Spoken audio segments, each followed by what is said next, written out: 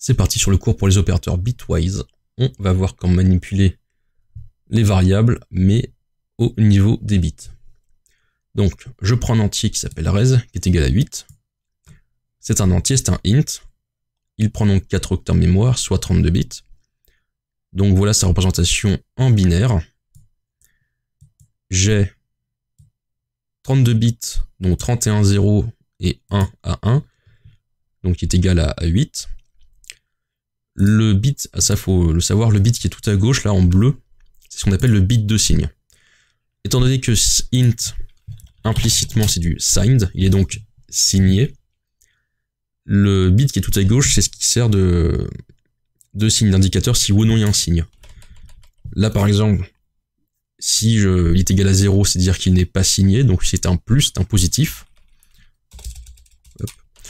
Mais si, du coup, il est signed, et que je mets à 1, alors j'indique au système, le bit de signe est à 1, il est donc signé, il a donc un signe négatif. Donc là, je joue avec une valeur négative. En revanche, si je dis que c'est un non-signed, il perd son bit de signe.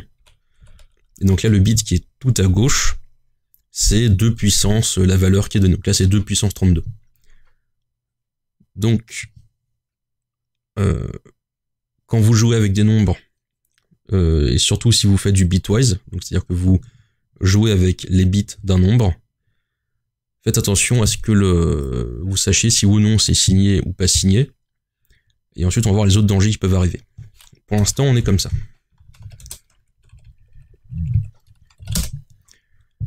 Donc j'ai res qui est égal à 8. La ligne qui est ici, elle est un peu bizarre. Il y a un nouvel opérateur qu'on ne connaît pas. Alors qu'on peut appliquer d'ailleurs en suprasyntaxique comme ça. Là, ce que j'écris, c'est exactement les mêmes lignes. Mais pour que ce soit plus simple à lire, pour le moment, je mets ça comme ça. Là, ce que je dis, c'est que je fais un décalage de 1 vers la gauche. Les chevrons vont vers la gauche. Donc je décale de la valeur qui est à droite des chevrons, le 1. Je décale de temps vers la gauche. Donc là, ma valeur en binaire, je décale tout vers la gauche. Donc le 1 qui est ici va un cran à gauche. Tous les 0 vont donc un cran à gauche aussi. Donc s'il y avait plus de valeur à 1, tous les 1 se seraient décalés vers la gauche, tous les 0 seraient décalés vers la gauche. Donc là, ce que je fais en fait, je multiplie par 2 puissance n, avec ici n qui est égal à 1. Donc le n, c'est la valeur qui est ici. Donc je dis res est égal à lui-même, multiplié par 2 puissance n, donc là 2 puissance 1. Donc 2 puissance 1, ça fait 2, donc là tout ce que je fais, c'est une multiplication par 2. Tout simplement. On va donc tester, voir que de 8, je passe bien à 16. Je compile, et en exécutant, j'ai bien res qui passe à 16. Donc j'ai bien multiplié par 2. Admettons qu'à la place, je fasse un décalage de 2. Donc, cette fois-ci, je décale de 2 bits. Le 1, hop, voilà, était ici. Et je décale de 2. Donc là, je multiplie par 2 puissance 2, c'est-à-dire 4. Donc je fais 8 plus 8 plus 8 plus 8, donc 8 fois 4. On voit bien, on va voir si je tombe bien sur 32, 32, oui. Et je tombe bien sur 32. Si je veux faire l'opération inverse, c'est-à-dire que là j'ai 8, mais que je veux, on va dire, diviser par 2, alors je fais un décalage de 1 vers la droite. Donc là j'ai mon 8. Voilà. Je décale de 1 vers la droite, j'arrive ici. Et donc ça en binaire, c'est tout simplement 4. Donc on va voir si je tombe bien sur 4 en faisant un décalage de 1 vers la droite. Je tombe bien sur 4. Il faut faire attention à une chose. Mettons que je n'ai pas 8, mais que j'ai 9. Donc 9, ça ressemble à ça. Si je fais donc un décalage de 1 vers la droite, mon 1 qui est ici à l'extrémité, il va se faire expulser de la mémoire. Le 1 qui est ici, si je le décale à droite, il n'y a rien derrière, c'est du vide. Donc, de 8, je vais repasser à 4. Mais si je remultiplie par 2 après, cette fois-ci je vais faire 4 fois 2, je vais arriver à 8. Donc, tout ce que vous envoyez vers la droite, n fois, donc là une fois, va se faire supprimer de la mémoire, qu'on peut voir donc comme des bits. L'inverse est donc vrai aussi. Tous les bits que j'aurai ici à droite, si je fais un décalage, donc du coup vers la gauche, tous les bits qui sont ici vont être mangés, expulsés vers l'extérieur. On se rappelle d'ailleurs que le 0 qui est ici, c'est le bit de signe si je suis donc implicitement signed. Donc là, mon 1 qui est ici est vraiment la limite en termes de valeur. Si je fais encore un décalage de 1 vers la gauche, je vais donc arriver à ceci en termes de valeur. Et donc mon 0 qui signifiait je suis un nombre positif se transforme en 1 pour dire je suis un nombre négatif. Donc faites bien attention quand vous faites des opérations bitwise de ce type-là. Vous pouvez passer d'un positif à un négatif très vite, tout comme vous pouvez passer d'un grand nombre à un tout petit nombre minuscule également très vite. Mais ça permet de s'amuser à faire des multiplications directement sur les bits. Alors on peut jouer encore autrement. On peut utiliser les portes logiques. Alors normalement, en haut à droite, va apparaître un panneau, un écriteau, qui va mener vers notre vidéo sur les portes logiques en algorithmique. Et donc on peut utiliser les portes suivantes, le OR, le AND et le XOR. Je vais pas les réexpliquer, allez voir la vidéo si vous connaissez pas. Donc, si je veux jouer avec ce genre d'opérateur, alors cette fois-ci je vais un peu tout renommer. Il y aura A, il y aura B qui sera égal à 1, et j'aurai un résultat. Donc si je veux faire du OR, je dis res, c'est égal à A, OR B. Attention, pour ceux qui connaissent un peu, c'est pas du OR, un test de logique. Là, c'est du OR, une application mathématique. Ce qui fait que... Alors, je vais représenter ça sur un octet, pas 4, mais A en binaire, du coup, c'est... 2, 3, 4. Ouais, c'est bon, ça, c'est 8. Et du coup, 1, c'est ça. Donc là, en appliquant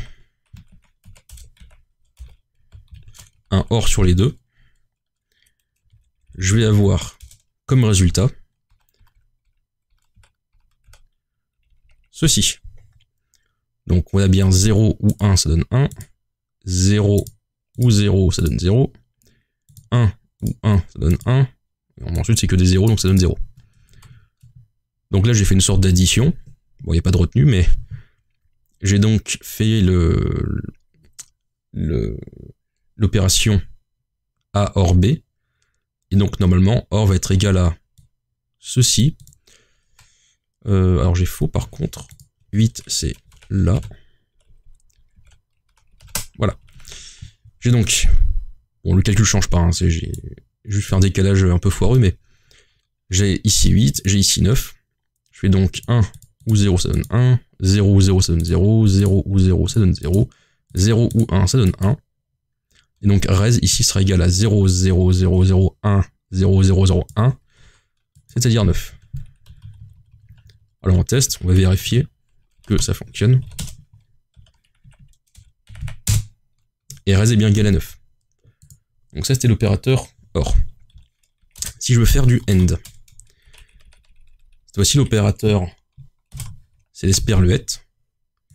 Donc là, c'est pareil. Alors, je vais juste changer les nombres. Cette fois-ci, je vais prendre 9. Et donc, j'ai 1, 2, 3, 4. 3, voilà. Là, j'ai 9. Là, j'ai 1. Et si je regarde l'égalité, donc si j'applique donc 0 et 0, ça fait toujours, enfin 0 et quelque chose, ça fait toujours 0. Et c'est seulement quand j'ai 2, 1 que j'ai 1. Donc là, si je fais 9 et 1, eh bien tous les bits à 1 aux mêmes emplacements entre A et B vont être égaux à 1. Alors ça peut être utile quand on veut checker des valeurs. Par exemple, est-ce que j'ai bien 128 dans un nombre? Est-ce que mon nombre est divisible par 128? Enfin, pas divisible par 128, mais est-ce que 128, par exemple, fait partie des nombres qui composent mon chiffre en termes de puissance de 2, ou 64, ou 32, ou 16. Voilà, ça peut être une façon de checker des flags dans un nombre. Donc, normalement, cette fois-ci, je n'aurai que 1 en résultat. Ah oui. Et voilà. Et donc, j'ai bien un résultat qui est égal à 1. Parce que, entre A et B, il n'y a que 1, que le 2 puissance 1, qui soit similaire entre les deux. Et la dernière opération binaire, c'est le XOR. Le XOR, c'est circonflexe. Donc là, le XOR, il faut que ce soit l'un ou l'autre. Je vais garder les valeurs ici. Et donc, je vais dire, donc j'ai 9. Voilà. Que je XOR avec 1. Et si je regarde l'égalité, qu'est-ce que tu me fais? 1, 0. Et donc là, normalement, je devrais arriver à 8. 9 XOR 1. Le seul moment où j'ai 2 bits différents, c'est sur le 8. Ici. Donc, j'ai 1 en sortie. Et quand je regarde tout mon résultat entier,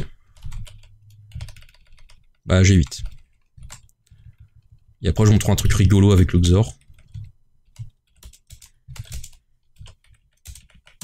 Voilà, donc j'ai donc bien 8. Un truc assez drôle que je vais vous laisser faire vous-même de votre côté.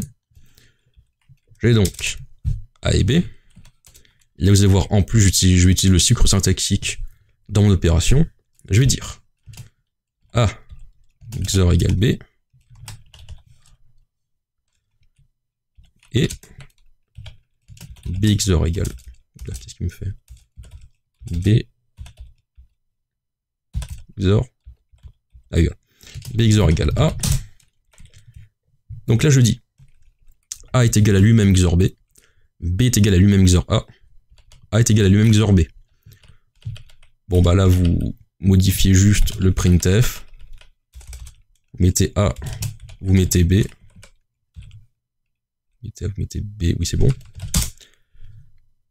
Et là, je vous laisse voir ce qui se passe. Je vais voir que ça compile, pour pas dire trop de bêtises, ça compile. Mais l'exécution, je vous la laisse. Voilà. C'était la vidéo sur les opérations bitwise. Donc là, on touche directement au bit des nombres. On peut le faire évidemment entre les chars, entre les floats, voilà, entre tous les types. Je vous laisse donc vous amuser à faire vos propres tests, voir ce que ça donne. Et on se retrouve du coup à la prochaine vidéo.